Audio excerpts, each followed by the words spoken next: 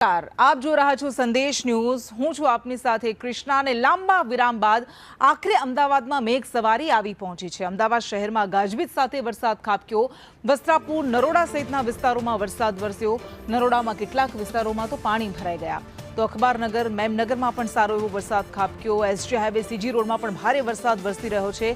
પાલડી, જમાલપુર, ખાડિયા, લાલ દરવાજામાં વરસાદ। આ ઉપરાંત વસ્ત્રાપુર, બોડકદેવ, ઇસ્કોન, બોપલમાં પણ ગાજવીજ સાથે વરસાદ વરસી રહ્યો છે। ઘુમા, સોલા સહિતના વિસ્તારોમાં પણ ભારે વરસાદ ખાબક્યો અને ભારે વરસાદને કારણે અનેક નીચાણવાળા વિસ્તારોમાં પાણી ભરાઈ જવાની સમસ્યા પણ સર્જાઈ છે। એક લાંબો બ્રેક વરસાદે લીધો અને આખરે જે રીતે આગાહી કરવામાં આવી હતી, ચાર સિસ્ટમ એકસાથે સક્રિય થઈ હતી અને પરિણામે આ સિસ્ટમ ગુજરાતને ગમરોળશે તેવી આગાહી કરાઈ હતી અને આખરે જન્માષ્ટમીએ મેહુલ્યો જામ્યો છે। ગુજરાતને ગમરોળી રહ્યો છે અને અમદાવાદમાં એ પૂર્વના હોય વિસ્તારો કે પશ્ચિમના બંનેને મેઘરાજા ગમરોળી રહ્યા છે।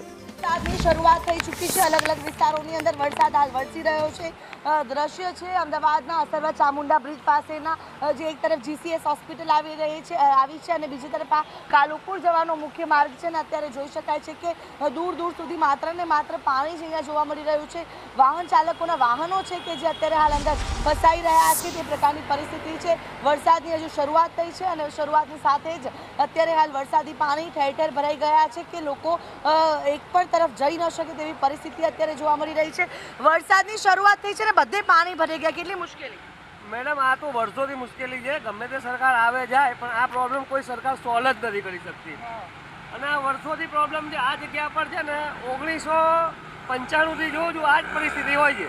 કોર્પોરેશન તો કહે છે કે પ્રી મોન્સૂન કામગીરી કરી। મેડમ, બધી સરકાર મિનિસ્ટરો આવે જાય, બાકી જેને પ્રોબ્લેમ કોઈની તાકાત નથી સોલ્વ કરે। કેટલી મુશ્કેલી થાય છે વરસાદમાં પાણી ભરાઈ ઇમરજન્સી થાય છે? શું કહો છો ભાઈ? ઇમરજન્સી અહીંયા આગળ બાજુમાં એસવી હોસ્પિટલ છે, કોઈ બી ઇમરજન્સી આવે તો શું સરકાર આવશે? બિલકુલ, તો જે રીતે જીસીએસ હોસ્પિટલ આવેલી છે, કોઈ પણ ઇમરજન્સી સર્જાશે તો હોસ્પિટલમાં દર્દી જશે કેમ ના, તે મોટો સવાલ થઈ રહ્યો છે। કારણ કે હોસ્પિટલની બહાર જ જળબંબાકારની પરિસ્થિતિ જોવા મળી રહી છે ને હજુ તો વરસાદની માત્ર શરૂઆત જ થઈ છે। ધોધમાર વરસાદ જે છે તે હજી પડવાની શરૂઆત થઈ છે, એટલે કે આ જ પ્રકારે જો ધીમી ધારે અને હજી તો વરસાદની જો શરૂઆત જ થાય તેમ છતાં પણ આ પ્રકારની પરિસ્થિતિ છે તો હજુ તો અમદાવાદમાં અતિભારે વરસાદની પણ સંભાવનાઓ વ્યક્ત કરવામાં આવી રહી છે। તે સમય દરમિયાન કેવી પરિસ્થિતિનો સામનો લોકોને કરવો પડશે તે એક સવાલ ઉઠી રહ્યો છે। જોઈ શકાય છે કે ચારે બાજુ માત્ર ને માત્ર પાણી જ પાણી છે।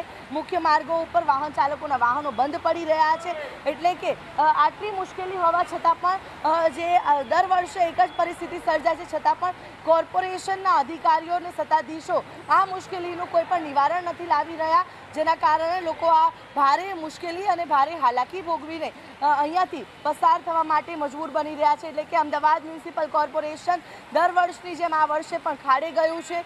દર વર્ષની જેમ આ વર્ષે પણ વરસાદી પાણીની આ પ્રી મોન્સૂન કામગીરી છે તે આ વરસાદી પાણીમાં ધોવાઈ ગઈ છે। કોઈ પણ પ્રકારની કામગીરી નથી કરવામાં આવી, જેના કારણે જો કરી હોત તો કદાચ આ પાણી ન ભરાયા હોત, પરંતુ જે પ્રી મોન્સૂન કામગીરી માત્ર કાગળ પર જ રહી ગઈ છે તેના કારણે લોકો હાલ ભારે હાલાકી અને મુશ્કેલી વેઠીને અવર જવર કરવા માટે મજબૂર બની રહ્યા છે।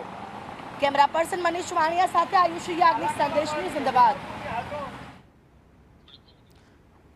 તો વરસાદની તો રાહ જોવાઈ રહી હતી, વરસાદ ખાબક્યો પણ ખરો, પરંતુ અહીંયા તંત્રના પાપે લોકોએ ભોગવવાનો વારો આવ્યો છે। મુશ્કેલીઓ, અપાર મુશ્કેલીઓ લઈને વરસાદ આવ્યો છે અને હજુ તો આ ભારે વરસાદની શરૂઆત થઈ છે। ત્યાં જ નરોડામાં જો જળબંબાકારની સ્થિતિ સર્જાઈ જતી હોય, જ્યાં ત્યાં પાણી ભરાઈ જતા હોય ને એમાંથી પસાર થવા માટે વાહન ચાલકોએ મજબૂર બનવું પડતું હોય, વાહનો બંધ થઈ જતા હોય, તો જો આવી જ રીતે ભારે વરસાદ વરસતો રહેશે તો આ વિસ્તારોની હાલત કેવી થશે? જોકે આ વિસ્તારના લોકો કહી રહ્યા છે કે આવી સમસ્યા તો વર્ષોથી છે, પરંતુ કોઈ સરકારની તાકાત નથી કે આનો ઉકેલ લાવી શકે, કારણ કે અમે કેટલાય વર્ષોથી આ સમસ્યાને લઈને રજૂઆતો કરીને થાક્યા, પરંતુ એનું કોઈ નિરાકરણ નથી આવ્યું।